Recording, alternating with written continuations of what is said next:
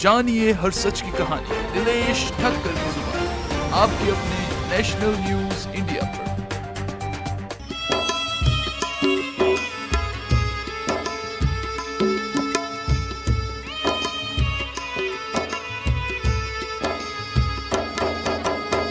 जब निरपराध लोगों को 10-10, 15-15 साल के बाद, 20-20 साल के बाद, 30-30, 40-40 साल के बाद न्याय मिला है कि ये निर्दोष हैं, उनकी जिंदगी पूरी जेल के अंदर बीत गई। अगर ऐसा ही एक कानून बन जाए कि झूठ बोलना सजा है, झूठ बोलकर फंसाना सजा है, उनका भी नार्को पॉलीग्राफिक टेस्ट होना चाहिए, तो आधे से ज्यादा केस तो, फर्जी केस तो ऐसे ही उड़ जाएंगे। उसी प्रकार से संत श्री आसाराम जी बापू को फंसाया गया है। 88 साल की उम्र, आज वो मरणासन्न अवस्था में है। अरे बापू जी को अगर कुछ करना होता ना तो 12 साल से ऐसे जेल में नहीं बैठे रहते, और बापू के करोड़ों शिष्यों को अगर करना होता ना कुछ तो देश में आग लग चुका होता। लेकिन बापू जी के साधक ऐसे नहीं हैं।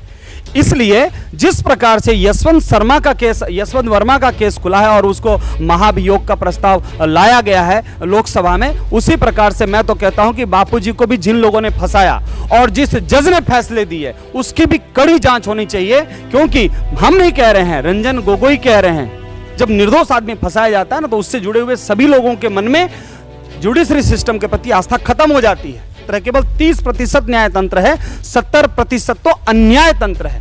ऐसे तंत्र को बदलने की आवश्यकता है। आज संत श्री आसाराम जी जैसे, बापू जैसे इतने बड़े संत को फंसा दिया गया तो आम नागरिकों की तो क्या बात है। सुप्रीम कोर्ट के चीफ जस्टिस रहे पूर्व श्री रंजन गोगोई जी ने साफ शब्दों में कहा था कि भारत की अदालतें 70% तक भ्रष्ट हैं। अर्थात 100 में से 70 जज, सुप्रीम कोर्ट से लेकर लोअर कोर्ट तक, सेशन कोर्ट तक, सुप्रीम कोर्ट, हायर कोर्ट और सेशन कोर्ट, तीनों ही कोर्टों को मिलाकर 70% तक उन्होंने जज कहा। यह नहीं कहा कि केवल सुप्रीम कोर्ट या हाई कोर्ट या सेशन कोर्ट, अर्थात तीनों ही कोर्ट आ जा रहे हैं इसमें।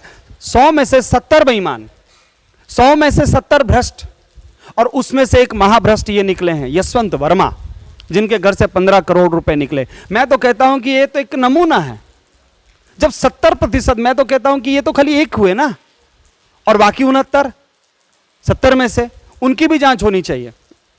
भारत को, अगर भारत की लोकतंत्र को सुरक्षा देनी है तो सबसे पहले जुडिशरी सिस्टम को रिफॉर्म करने की आवश्यकता है। यहां पर फैले हुए भ्रष्टाचार तंत्र को मिटाने की आवश्यकता है। भारत के लाखों निरपराध लोग आज भी बिना मतलब के जेल के अंदर बंद हैं और सरकार के ऊपर बोझा बने हुए हैं। वो भी अपना जीवन जी सकते थे। कोर्टें खुलती ही नहीं है, सुनवाई पे सुनवाई, डेट पे डेट, और इस प्रकार से चल रहा है कि पैसा फेंको और तमाशा देखो।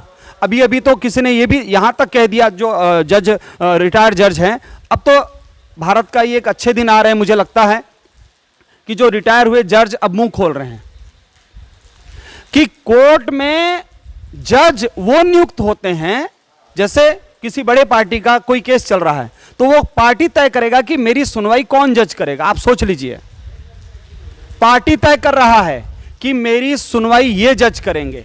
ये हमारे देश के न्यायतंत्र की हालत है, और ऐसे न्यायतंत्र के भरोसे आज बैठने के कारण ही साध्वी प्रज्ञा जी को 17 साल के बाद निर्दोष बरी किया गया। बताइए, जिन लोगों ने उनके ऊपर टॉर्चर किया था, उनके ऊपर केस किया था, वो पूरा का पूरा तंत्र क्या इसके लिए दोषी नहीं है? अगर दोषी है तो उनको सजा कौन देगा? क्यों कोर्ट मौन हो जाता है? जब निरपराध लोगों को 10-10, 15-15 साल के बाद, 20-20 साल के बाद, 30-30, 40-40 साल के बाद न्याय मिला है कि ये निर्दोष हैं, उनकी जिंदगी पूरी जेल के अंदर बीत गई। अब अगर उनको न्याय मिला है तो मैं तो कहता हूं कि जब तक ये कानून नहीं बनेगा कि जिन लोगों ने फंसाया झूठ बोलकर, और उनके ऊपर भी एक्शन होना चाहिए, उनको भी सजा होनी चाहिए। अगर ऐसा ही एक कानून बन जाए कि झूठ बोलना सजा है, झूठ बोलकर फंसाना सजा है, उनका भी नार्को पॉलीग्राफिक टेस्ट होना चाहिए, तो आधे से ज्यादा केस तो, फर्जी केस तो ऐसे ही उड़ जाएंगे। और उसी प्रकार से संत श्री आसाराम जी बापू को फंसाया गया है। 88 साल की उम्र, आज वो मरणासन्न अवस्था में हैं, ताकि उनको एक प्राकृतिक, जिसको प्राकृतिक चिकित्सा कहते हैं, प्राकृतिक चिकित्सा का विधान यह है कि आप नेचुरली, आप प्राकृतिक रूप से, आपको जहां मन पावे वहां थोड़ा आप घूम सको, टहल सको, मिल सको, ताकि आपका स्वास्थ्य में रिकवरी हो। यह नहीं कि केवल आप हॉस्पिटल के अंदर बेड के ऊपर पड़े रहो तभी आप रिकवरी होंगे, नहीं, ऐसा नहीं होता है। भारत की जो ये हमारी जो ये परंपरा है, ये प्राकृतिक परंपरा है, प्राकृतिक चिकित्सा को ज्यादा महत्व दिया जाता है कि आदमी को थोड़ा घुमाओ फिराओ दिखाओ ताकि उनको अच्छा लगे, उनका मन भावन दृश्य दिखाओ, मन भावन लोगों से मिलाओ, उनको पॉजिटिव लोगों से मिलाइए ताकि उनको अच्छा लगे और वो जल्दी रिकवरी हो। बापूजी कहीं जा रहे तो कुत्ते की तरह मीडिया पीछे पड़ जा रहा है कि भाई अरे बापूजी को अगर कुछ करना होता ना तो 12 साल से ऐसे जेल में नहीं बैठे रहते, और बापू के करोड़ों शिष्यों को अगर करना होता ना कुछ तो देश में आग लग चुका होता, अराजकता फैल चुकी होती, लेकिन बापूजी के साधक ऐसे नहीं हैं। इसलिए जिस प्रकार से यशवंत वर्मा का केस खुला है और उसको महाभियोग का प्रस्ताव लाया गया है लोकसभा में, उसी प्रकार से मैं तो कहता हूं कि बापूजी को भी जिन लोगों ने फंसाया और जिस जज ने फैसले दिए उसकी भी कड़ी जांच होनी चाहिए, क्योंकि हम नहीं कह रहे हैं, रंजन गोगोई कह रहे हैं, ex chief justice of India supreme court कह रहे हैं कि 70% तक बेईमान है। क्या वो जज जिसने बापूजी को सजा दिया आजीवन आमरण कि आप मृत्यु पर्यंत जेल में ही रहेंगे, उसकी भी जांच होनी चाहिए कि कहीं उसमें कार्रवाई में भी दाल में काला तो नहीं है, कहीं उसने भी केवल लिखा हुआ तो नहीं पढ़ दिया। मैं कह रहा हूं कि जजों को सजा क्यों नहीं होने, मैं केवल महाभियोग नहीं, इनके ऊपर केस होना चाहिए, इनको जेल में डालना चाहिए। जब 10-5 जज जो झूठे आरोप में लोगों को फंसा के जेल में जिंदगियां बर्बाद कर रहे हैं, केवल एक व्यक्ति की जिंदगी बर्बाद नहीं होती है, उसका पूरा परिवार तबाह हो जाता है, उनके मनों में एक आक्रोश होता है।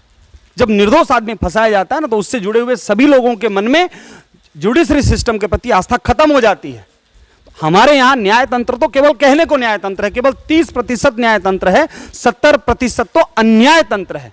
ऐसे तंत्र को बदलने की आवश्यकता है। आज संत श्री आसाराम जी जैसे, बापू जैसे इतने बड़े संत को फंसा दिया गया तो आम नागरिकों की तो क्या बात है। आप देख लीजिए जेल में जो भी अगर बंद है 70% निर्दोष है, सीधी सी बात है। रंजन गोगोई जी के अनुसार जेल में बंद 70% कैदी निरपराध निर्दोष हैं, उनको झूठे मुकदमे लगाकर पैसे खाकर जजों के द्वारा या वकीलों के द्वारा या जो भी है उनको रखा गया है। तो अगर भारत का न्याय व्यवस्था सुधर जाए तो 70% तक जेल का बोझ कम हो जाएगा। जानिए हर सच की कहानी दिनेश ठक्कर की जुबान, आपके अपने नेशनल न्यूज इंडिया।